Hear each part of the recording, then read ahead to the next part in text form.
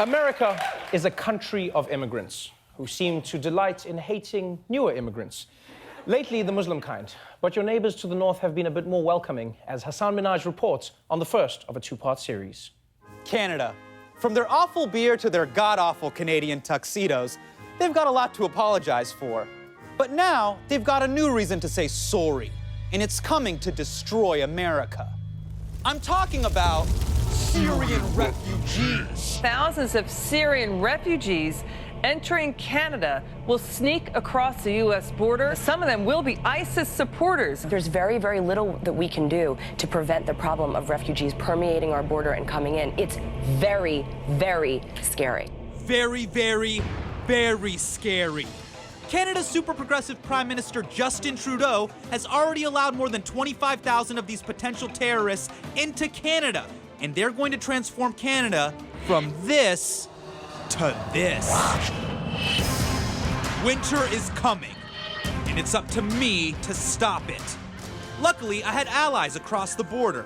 These Canucks were actually doing something about Trudeau's refugee invasion, and they were more pissed off than any Canadians I had ever seen. People are really upset. Oh, yes. Good. We're demanding that the immigration minister bring in more refugees and do it really quickly. What? You guys want more refugees? Absolutely. We have thousands of people across the country waiting to welcome people into their homes. Are you nuts? It turns out they were part of the problem. Something called the private sponsorship program. Only in Canada can groups of 5 or more people just raise money and bring over Syrian refugees themselves. It's like Kickstarter for terrorists. Almost 10,000 have been brought in by groups like ours. This is just like Game of Thrones, okay? You're gonna let these brown ice walkers go nuts up in the north. Then they're gonna cross the border and kill all Americans. This isn't about you. We're doing this for ourselves, and we're doing it for the refugees we're bringing. It is about me if I'm gonna die. It's not even that big a risk. Look at the facts, and we don't say about. Okay, I'm sorry. That we say. Okay, let's look at the facts. Since 9/11, 0 terrorist planning attacks have been caught crossing the US-Canada border. But if you go back almost 20 years, 2 people have tried, and one of them was a refugee. Sure, he was caught and is serving 2 consecutive life sentences, but it proves you can't say there is a 0% chance because it's way more. There's a 0.00019% chance. Our border is like a Starbucks bathroom. Anybody can just walk in there and blow up. This guy knows what I'm talking about. They're screened by the UN, they're safe, they come here, they Canadianize. No, you guys. Don't you have more Americans dying from gun incidents and mass shootings than from terrorism every year? But those people aren't terrorists. They have mental problems. There's a difference. The difference being the color of the skin? Yes.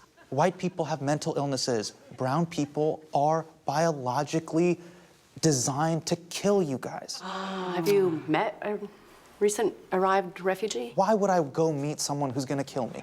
I flew back to New York, but then my African boss told me I had to go back and actually interview a real refugee family. So I bought a load of life insurance and headed back to Ottawa. Thanks, Trevor. مرحبا. أنا من التلفزيون الأمريكي. I can't speak English. Oh. Okay. Hello. Hello. Okay, thank you. Their apartments seemed normal, almost Canadian. But there was no telling what these foreigners were up to back in their homeland. My professional dental technician. Aha! Everybody hates going to the dentist. I studied English literature. Wow. Yeah. My favorite book is King Lear. I haven't even read King Lear. Yeah. And I have. You're making me feel very stupid. Whatever, Shakespeare's not even real English. And so what if she likes a book? It doesn't mean she's magically loyal to Canada. Canada is my dream come true. The biggest difference is the safety we feel here. Safety. Yes, safety. Oh yeah, safety. I guess when you see refugees on TV, they're always running away from danger. But it's too risky. If even one refugee goes bad, it could cost Canadian lives. So we're gonna decide not to help 49,999 people because one person went bad. Yep, that's the American way. That's not how we look at it. We wouldn't blame all Syrians for that one Syrian. We don't blame all Americans for Donald Trump. You should. These hosers just didn't get it. I decided to seek out the man who started this mess. The one Canadian who could shut this whole thing down. Why are you trying to destroy North America? Prime Minister Justin Trudeau. Clean out your trousers, America, cause about to get messy. It's The Daily Show versus Justin Trudeau. The battle for North America. It is way too easy to get from Canada to the US. You're letting anyone walk in and just up.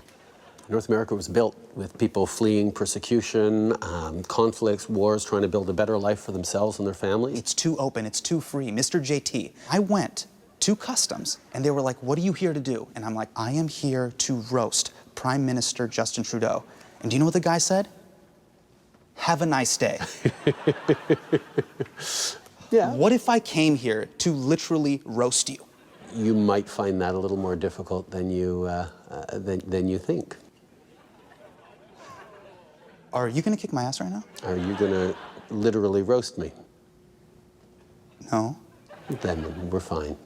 Things were getting heated in Ottawa. Luckily, I had America to back me up. Right now, 51% of Americans oppose letting any Syrian refugees into the US. Just like we had the guts to say no to Jewish refugee children, Hungarians fleeing mass murder, and the Vietnamese. You think we can't double down with Syrians? You're looking at the shortlist, baby. I see immigration like a high school party. You got a handful of your friends, the party's going great, and now all of a sudden you hear that the Brown High School has some people coming over. You better lock the door before those students come over and leave some upper deckers upstairs. As soon as you're locking doors, you're narrowing your circle, right? And your circle gets smaller and smaller until finally it's just yourself and your buddy, and you've got no one to party with.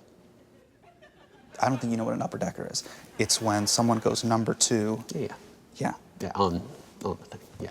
Yeah, it's not pretty. Yeah, and then you flush. And then it just all comes. Yeah, no, it's, you know, I think maybe we have better faith in the people we invite over. Faith? You're talking about the greatest Canadian terrorist threat since September 11th, 2001. The day Nickelback unleashed their breakthrough album Silver Side Up on America. That's a real fact. Look it up. You know what? Nickelback's all right. But you know what isn't all right? Terrorists on mooseback crossing our northern border. Mr. Trudeau, you cannot trust these people. You're gonna breed an ISIS that's impervious to cold. An ISIS.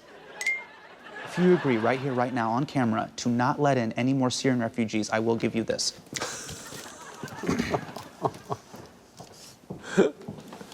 This is the Stanley Cup. This is not the Stanley Cup. I bought this from a guy named Stanley. This is technically Stanley's Cup. Well, there you go.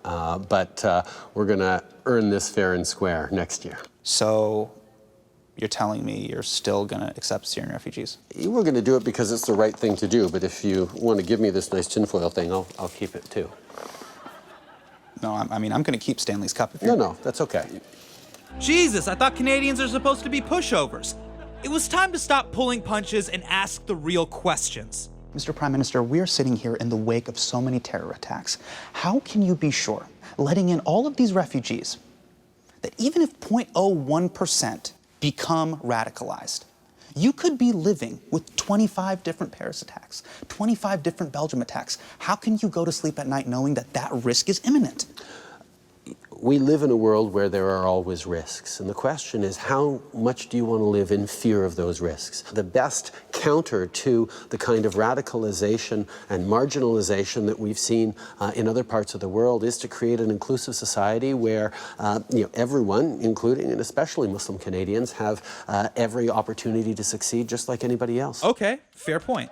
But every time I turn on my TV, I hear this. ISIS has hatched a plan to infiltrate the refugee population. They're using our own humanity against us. So now we've got terrorists coming into the United States. Good job, Mr. President. It seems pretty clear to me that winter is coming. Not everybody in Syria terrorist. Oh, hey, I forgot about you guys. There are much people, good Muslim, good Christian, good Arman, good Yazidi. They don't like the war and don't like the ISIS.